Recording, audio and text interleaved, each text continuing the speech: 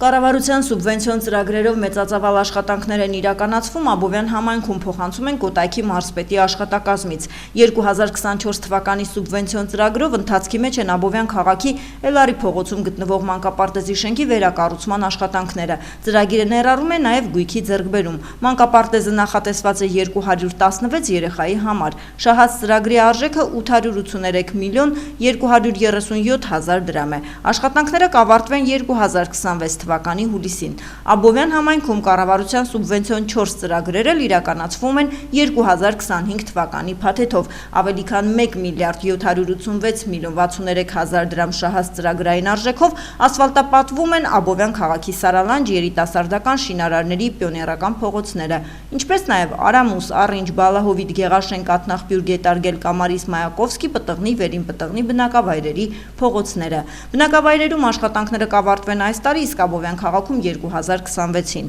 53 միլիոն 72 հազար դրամ արժողությամբ ծրագրի շրջանակում էլ Աբովյան համայնքի Առինջ բնակավայրում իրականացվում է մայթերի ասֆալտբետոնե ծածկով հիմնանորոգման ծրագիր։ Աշխատանքները կավարտվեն մինչև տարեվերջ։ 2025-ի սուբվենցիոն մեկ այլ ծրագրով Աբովյան քաղաքում Առինջ, Բալահովիտ, Գետարգել, Կամարիս, Պտղնի բնակավայրերում ընթանում են համայնքային փողոցների գազիֆիկացման աշխատանքներ։ Շահած ծրագրի արժեքը 80 միլիոն 383 հազար 800 դրամ է։ Աշխատանքները կավարտվեն այս տարի։ Աբովյան համայնքի Բալահովիտ եւ Առինջ բնակավայրերում էլ ավարտվել է համայնքային ջրահեռացման կոյուղու համակարգի կառուցման սուբվենցիոն ծրագիրը շուրջ 29 միլիոն 553 հազար 360 դրամ արժեքով։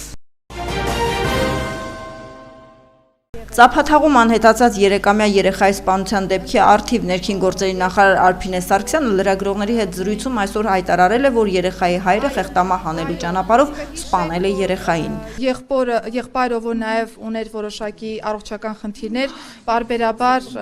ռեակցիաներ էր տալիս, ներգրավել էինք նաև համապատասխան մասնագետ, որպեսզի հոգեկան առողջական վիճակի վրա լրացուցիչ ծանրաբեռնվածություն որպես այդպեսին չառաջանա եւ մենք կարողանանք պատշաճ կերպով ստանալ տեղեկատվություն փոքրիկից, եթե նրան որևէ բան հայտնի է, եւ այս պայծրությամբ շատ նախնական տվյալներով երկու եղբայրները դուրս են եկել տանից, հետո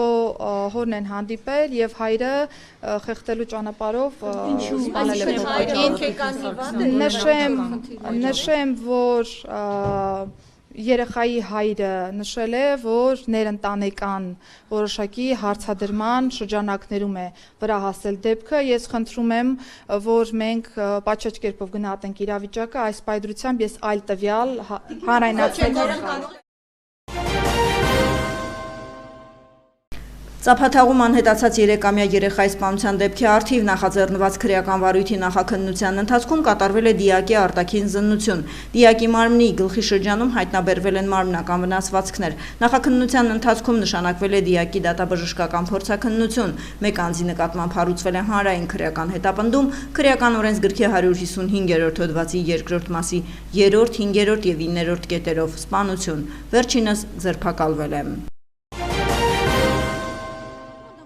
Ներքին գործերի նախարար Արփինե Սարգսյանը վստահեցնում է Փարաքարի համայնքապետ Վալոդիա Գրիգորյանի եւ քրեական ոստիկան Կարեն Աբրահամյանի սպանությունը փետրվարին տեղի ունեցած սպանության շարունակությունն է։ Սա հստակ ֆիքսված է ազգային ժողովում, այս մասին հայտարարել է նա։ Նախարարը հերքել է լուրերը, թե սպանությունը քաղաքական մոտիվներ ունի։ Նրա խոսքով շարունակում են օպերատիվորեն աշխատել այս հանցագործության առումով։ Սպանության հիմնական կատարողը բացահայտվել է, անձը տվել է ինքնախոստովանական ցուցմունք։ Հիշեցնենք, սեպտեմբերի 23-ին ժամը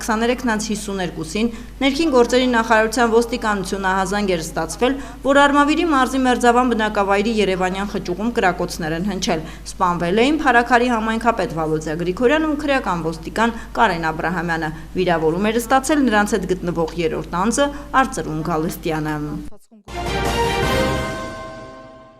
Նոյեմբերի 3-ին Բրյուսել կատարած աշխատանքային այցի ընթացքում Հայաստանի անվտանգության խորհրդի քարտուղար Արմեն Գրիգորյանը հանդիպում է ունեցել Եվրոպական հանձնաժողովի նախագահ Ուրսուլա ֆոն դեր Լայենի դիվանագիտական խորհրդական Սայմոն Մորդյուի հետ, հայտնում են անվտանգության խորհրդի գրասենյակից։ Անվտանգության խորհրդի քարտուղարը զրուցակցին ներկայացրել է Հայաստանի տեսլականը խաղաղության ինստիտուցիոնալիզացման ուղղությամբ իրականացվող քայլերի վերաբերյալ, ինչպես նաև խաղաղության խաչմերուկ նախագծի մաս կազմող Թրամփի ուղի հանուն միջազգային խաղաղության եւ բարգավաճման ծրագրի կարեւորությունը, տարածաշրջանային կապուղիների ապաշրջափակման եւ ընձեռվող տնտեսական լայն հնարավորությունների համատեքստում։ Անդրադառնալով վերոնշյալին քննարկվել են երկկողմ համագործակցության հնարավոր ուղիներ։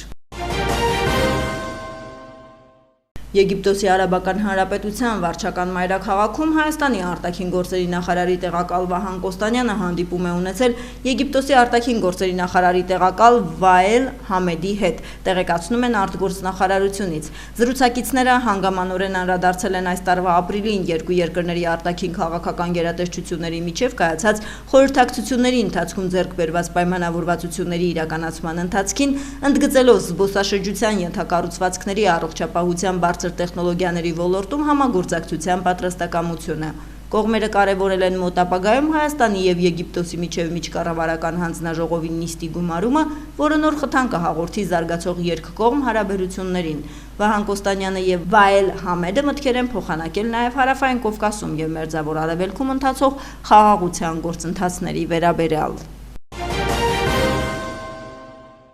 Այսօր ազգային ժողովում 2026 թվականի պետական բյուջեի նախնական քննարկման ժամանակ ներքին գործերի նախարարը ներկայացնելով Հայաստանի քաղաքացիություն ստանալու վերաբերյալ ընթացիկ տարվա տվյալները նշել է, որ 2026 թվականի հունվարի 1-ից քաղաքացիության դիմումների ընդունումն ու հերթագրումը կիրականացվի բացառապես քաղաքացիության գործերի նոր էլեկտրոնային համակարգի միջոցով։ Այս համատեքստում նախարար Սարգսյանն ընդգծել է, որ 2025 թվականի հոկտեմբերի 6-ից նախագործարկվել է քաղաքացիության գործերի էլեկտրոնային կառավարման համակարգը։ Ընթացիկ տարվա 9 ամիսներին Նախագահի հրամանագրով քաղաքացիություն է շնորհվել 17180 անձի, ինչը նախորդ տարվա նույն ժամանակահատվածի համեմատ աճել է 15.5%-ով։ Դադարեցվել է 3166 անձի Հայաստանի քաղաքացիությունը։ Անդրադառնալով Ղարաբաղից բռնի տեղահանված անձանց կողմից Հայաստանի քաղաքացիության ձեռքբերման գործընթացին, նշել է, որ 2025 թվականի հոկտեմբերի 30-ի դրությամբ Հայաստանի քաղաքացիություն ստանալու համար դիմում է ներկայացրել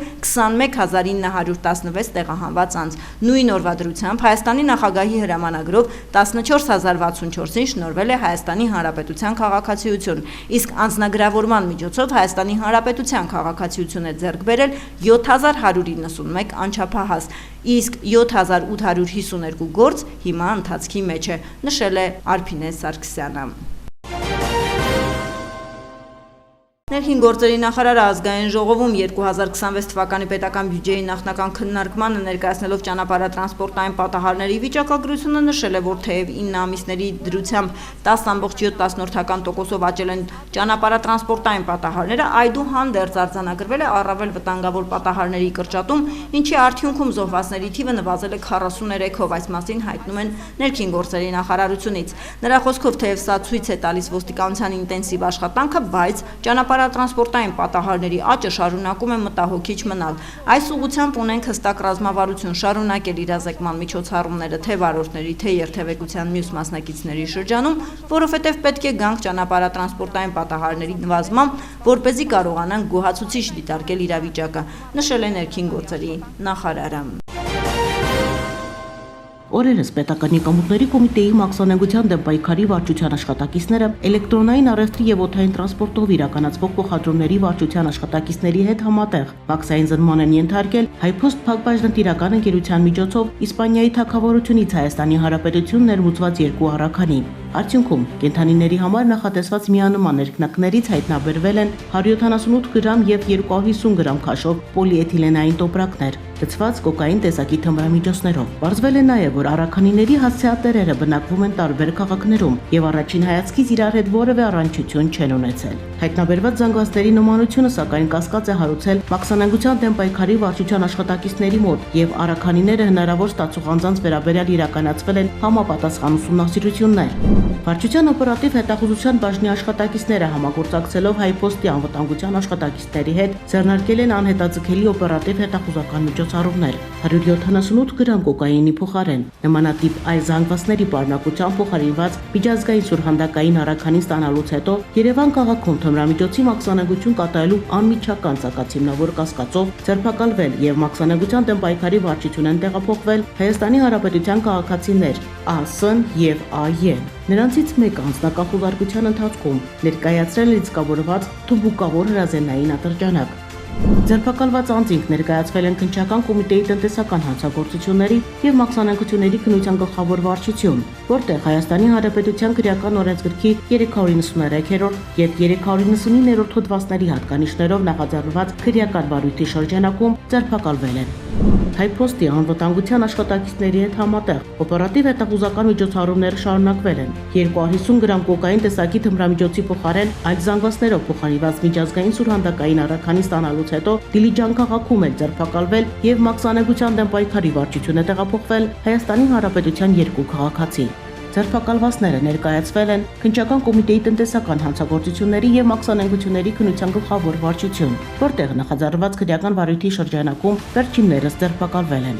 Մաքսանենգության դեմ պայքարի վարչության օպերատիվ հետախուզության բաժնի եւ քննչական կոմիտեի տնտեսական հանցագործությունների եւ մաքսանենգությունների քննության գլխավոր վարչության աշխատակիցների համատեղ ձեռնարկած լայնածավալ քննչական եւ օպերատիվ հետախուզական միջոցառումների արդյունքում պարզվել է, որ նշված առաքանիներում հայտնաբերված կոկային տեսակի թմրամիջոցների Հայաստանի Հանրապետություն տեղափոխումը եւ այնուհետեւ դրանց ստացումը կազմակերպել ձերբակալված ԱՅ-ն։ Քրեական վարույթի շրջանակներում ձերբակալված անձանց բնակության վայրերում իրականացվել են խուզարկություններ, հայտնաբերվել են քրեական վարույթի համար կարևոր նշանակություն ունեցող առարկաներ։ Դատարանի համապատասխան որոշումների հիման վրա ձերբակալվածներից 3-ի նկատմամբ որպես խափանման միջոց է ընտրվել կալանավորումը, իսկ մեկ անձի նկատմամբ կիրառվել է վարչական հսկողություն։ Եվրամիության հետ վիզաների ազատականացման ուղղությամբ բավական ակտիվ աշխատանք է տարվում, ազգային ժողովում այս մասին հայտարարել է ներքին գործերի նախարարը։ Այս շաբաթ պաշտոնապես կստանան գործողությունների ծրագիրը, գնդակն արդեն կլինի Հայաստանի դաշտում, որովհետև հստակ կլինեն այն միջոցառումները, որոնք Հայաստանի պետական մարմինները պետք է ապահովեն, նշել է նա։ Գործողությունների ծրագիրը որպես այդպիսի նորություն չէ, նախատեսված են այնպիսի միջոցառումներ, որոնք ըստ Սարգսյանի Հայաստանի կառավարությունն արդեն իսկ թիրախավորել է որպես բարեփոխման ուղղություններ։ Նոյեմբերի 2-ին ժամը 15:05-ի սահմաններում ճգնաժամային կառավարման ազգային կենտրոնը ահազանգ է ստացվել, որ Հաղարծին վանական համալիրի մոտակայքում ավտոբուս է շրջվել։ Կան տուժածներ, ժամը 18:30-ի դրությամբ կա 30 տուժած։ Փրկարարները հոսանքազրկել են ավտոմեքենան, տեղի ուժերի հետ համատեղ տուժածներին օգնել են մոտենալ շտապօգնության ավտոմեքենաներին։ Վթարի հետևանքով տուժածներից 3-ը շարունակում են ստանալ բուժօգնություն։ Նրանց առողջական վիճակը գնահատվում է միջին ծանրության։ Այս մասին հայտնել է առողջապահության նախարարի մամուլի խոսնակ Մարիամ Ծատրյանը։ Մնացած տուժածները դուրս են գրվել, հայտնել է մամուլի խոսնակը։ Հիշեցնենք, Հաղարծին վանական համալիրի մոտակայքում Վալերի Բրյուսովի անվան պետական համալսարանի ուսանողներին տեղափոխող ավտոբուսը դուրս էր եկել ճանապարհի երթևեկելի գոտուց, բախվելով ծառերին, կողաշրջված հայտնվել անտառի մեջ։ Աֆղանստանում 6.3 մագնիտուդ ուժգնությամբ երկրաշարժ է տեղի ունեցել, փոխանցում է ՌԻԱ Նովոստի գործակալությունը։ Տեղի ունեցած երկրաշարժի հետևանքով տուժածների թիվը հասել է գրեթե 200-ի, զոհվել է առնվազն 8 մարդ։ Ավելի վաղ Reuters գործակալությունը հայտնել էր, որ Աֆղանստանում երկրաշարժի զոհերի թիվը հասել է 7-ի, եւս 150-ը վիրավոր է։